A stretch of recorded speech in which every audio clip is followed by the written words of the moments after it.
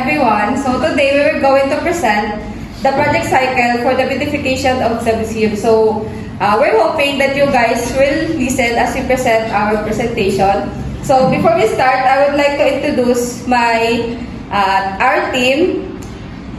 So Mia Bacquiao, Riza Miconde, Micaela Fortaleza, and Rachel Genovese. So, for the brief introduction, the beautification of museum within a school can be significantly initiative with the student na kung saan yung museum is pwede rin siya makapag-help sa students, especially na makapag-gain sila ng knowledge about sa mga species na meron yung ating marine ecosystem. So, in order to achieve the beautification of museum, so our main goals is, first is to improve the sense of museum among the students community. So, ayun nga na gusto namin na i-improve yung museum para din sa mga students na kung saan pwede sila makapag-gain ng knowledge about sa mga specimen. Kasi nga, bawat every mga specimen na meron sa museum is meron siyang mga stickers containing ng mga informations about sa species na yan. So, para din sa kanila na ma-identify nila kung anong mga species yung meron doon. So, and also, to achieve aesthetic environment. So, especially ngayon na nasa Generation Z tayo na mas ini-encourage ng mga student na kapag alam nila na yung isang environment is aesthetic, so mas ini-encourage nila na pumunta doon. So, aside from aesthetic environment, pwede din sila makapag-gain ng knowledge. So, in order to achieve yung aesthetic environment, so, kailangan namin i-arrange yung mga preserved specimen, katulad na ng mga corals, mga mollusks, crustaceans, fossils of fishes, and including yung mga sharks, jiggerfish, and yung fossil ng mga reptiles. So, yung mga fossils na yon, yung mga specimen na meron doon, meron yun siya mga stickers na meron mga information na para ma-identify nila kung anong species talaga yung meron doon. Yung sumunod naman po is yung initiation phase. Dito pa sa race planning namin, yung una is time management. So, limited lang yung binigay na oras para magawa yung project na to. So, araw-araw din po kami may pasok, kaya minsan lang po kami makapunta doon sa museum para ayusin kung ano po yung dapat naming ayusin. Kaya kailangan namin i-manage yung time namin para ma-accomplish po ito agad. Tapos yung pangalawa is yung arranging and lifting heavy objects. So, dahil nga puro kami babae is nahirapan po kami sa pag-ayos ng mga heavy objects na nandun po sa museum, katulad ng pag-arrange po ng cabinets, tapos yung mga iba pa pong objects na nandun. Tapos, yung pangatlo naman is arranging of preserved specimen. So, dito is na alam naman natin na yung mga specimen na preserved is mga fragile. So, kailangan natin siyang ingatan sa paglipat nito. Dapat dahan-dahan lang. So, dito naman po sa timeline namin, yung unang ginawa namin is mag-coordinate po kami kay Dr. Dalarasa together with CPIS organization. So, yung nangyayari po dito is verbal agreement. Tapos, yung pangalawa namin ginawa is pumunta kami sa area at sinurvey po namin ito. At ginawa ko namin una is naglinis po kami doon ng area at pati na rin yung mga specimen na nandun. So, pagkatapos nun is inarrange namin yung mga cabinet na nandun.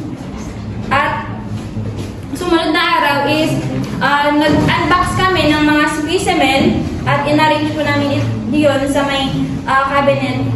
Tapos, pagkatapos po namin magawa yon, kailangan po namin siyang lagyan ng mga stickers na containing information na about dun sa specimen. At yung last po namin gagawin is yung pag-maintain na lang ng kalinisan ng museum.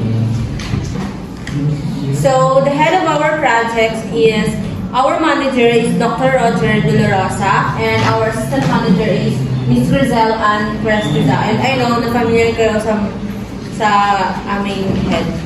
So next is the planning phase. So meron kami project schedule. So coordination with Dr. De La Rosa is Stevens Organization. So ginawa namin siya ng September and ongoing siya ng October. And then, cleaning the area and the learning materials. So, yung mga preserved specimens and yung mga artworks. So, ginawa namin siya noong September and ongoing pa rin ngayong October. And then, arranging the cabinets. Pag-arrange ng cabinet is, hindi siya madali kasi masyadong mabibigat. So, actually, nagawa na namin siya, pero may mga cabinets pa rin na hindi pa namin masyadong naayos. So, ongoing pa rin siya. So, magagawa pa rin namin siya ngayong October. And then next is yung pag-arrange the learning materials, yung mga preserved specimens, yung mga artworks and achievements of Stevens. And then nagawa na rin namin siya noong September, but meron pa rin mga hindi pa namin na-unbox. So kapag na-unbox namin yun, ngayong October is ilalagay din namin siya sa mga cabinets. And then, putting stickers containing information to every learning material. Since hindi pa namin siya nagawa ng September, so gagawin namin siya ngayong October. So, yung subtask namin is to maintain the cleanliness of the museum. In the whole September, October, November is gagawin namin siya para maintain yung cleanliness ng museum. So, next is yung quality planning. Sa quality planning is merong with the team. So, with the team, may kailangan merong regular updates regarding sa museum progress. So, kailangan may mga meetings para ma-update kung ano ba yung mga progress ng museum. So, cooperation in doing tasks. So, kapag meron kasi cooperation, meron teamwork ng isang team, is mas magagawa at saka mabilis magawa yung isang bagay. So, with the project manager is para kailangan i-address yung mga concerns and ma-update yung progress ng museum.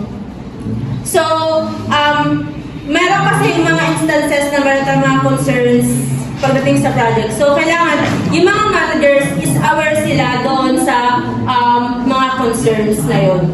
And then, i-update din syempre yung mga progress na sa museum.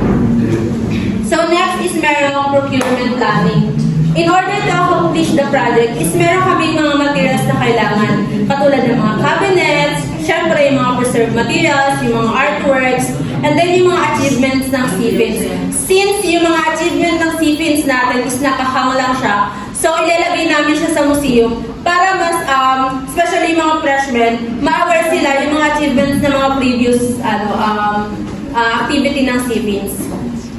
And then, kailangan namin yan para mas mapaganda yung museum nga. And then, yung mga bagay na yun is provided siya by the museum management. And lahat ng expenses na yun na pinapagawa, may mga pinapagawa sila na kailangan ng expenses. So, sila rin mag-provide ng budget regarding doon. So, for resource planning, first is human resource. So, sa human resource is collaboration with Dr. De La Rosa and Stevens Organization. So, working together with them is ma-achieve namin yung goal namin is, and also mas magiging successful yung aming project. Second is specialized equipment. So the equipment that are going to use are cabinets, artworks, and other decoration materials. So kasi without this equipment, yung sense ng museum is walang sense yung museum without this equipment. So, kinakailangan yung mga equipment na to para mas maging aesthetic din yung environment dahil ito din yung mga equipment na to yung gagamitin para i-arrange din sa ating museum. Then, next is implementation or execution phase. So, sa implementation namin, first is regular updates regarding ang museum progress. So, para ma-attain namin yung aming quality planning, so, this is magkakaroon kami ng regular updates. So, dito naman, sa regular updates is with the team. So, para mapag-usapan namin kung ano pa yung dapat i-progress or dapat pang ano yung mga natapos na namin sa museum na ginagawa namin project na yun. Next is addressing concerns and updates on the progress of the museum. So dito naman sa addressing sa mga concern is magkakaroon kami ng meeting din with our project manager para i-address namin, pag-uusapan namin kung ano pa yung mga concerns, ano pa yung mga dapat gawin para mas mapa-improve pa yung museum. And last is yung cooperation in doing tasks. Kasi without cooperation with the team, sa mga sa organization, so yung sense ng museum is wala. So kailangan din ng cooperation nila. And this our accomplishment.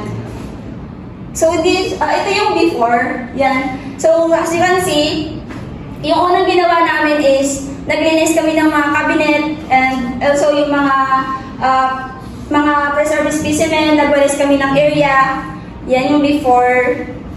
Yan nakikita nyo. And ito naman yung after. So sa nakikita nyo sa after, naka-arrange na yung mga cabinet, yung ibang specimen is nakalagay na sa cabinet. So medyo malinis na yung area. That's all. Thank you.